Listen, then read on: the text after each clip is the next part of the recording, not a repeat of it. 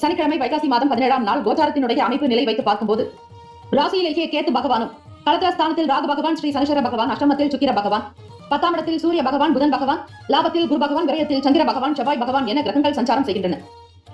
இந்த அமைப்பினுடைய நிலை வைத்து பார்க்கும்போது சிம்மராசி அன்பர்களுக்கு எண்ணங்கள் தெளிவு பிறக்கும், புதுவிதமான ஆலோசனைகள் உண்டாகும், கௌரவமான பதவிகளை வகிக்கக்கூடும், பெருந்தன்மையான செயல்பாடுகள் மூலம் எல்லோரிடத்திலும் நன்மையை பெறுவீர்கள், எல்லோருடைய பாராட்டுதல்கள் வந்து சேரும், புதுமையான செயல்களில் உங்களுக்கு நன்மைகள் பிறக்கும், உற்சாகமூட்டக்கூடிய விஷயங்கள் கைகூடும், திடீர் பண செலவுகளால் சேமிப்புகள் குறைக்கலாம். பணத்தை செலவு செய்யும் பொழுது அதனுடைய நிலையை புரிந்து கொண்டு செய்தல் வேண்டும். சம்பாதிப்பதில் உங்களுக்கு இருக்கக்கூடிய கஷ்டங்கள் உணர்வீர்கள். விரலுக்கேற்ற வீக்கம் என்பது போல எந்த பொருளை வாங்கினாலும் உங்கள் கையில் இருப்பதற்கு ஏற்றாற்போல் வாங்க வேண்டும். கடன் இல்லாமல் இந்த நாளை நகர்த்துங்கள், அதுவே நல்லது. சனிக்கிழமை தினத்தில் கடன் வாங்குவது அவ்வளவு ஏற்புடையதாக இருக்காது. எந்த ஒரு அவசர தேவையாக இருந்தாலும் சனிக்கிழமை தினத்தில் கடன் பெறாதீர்கள், அது நிலையானதாகிவிடும்.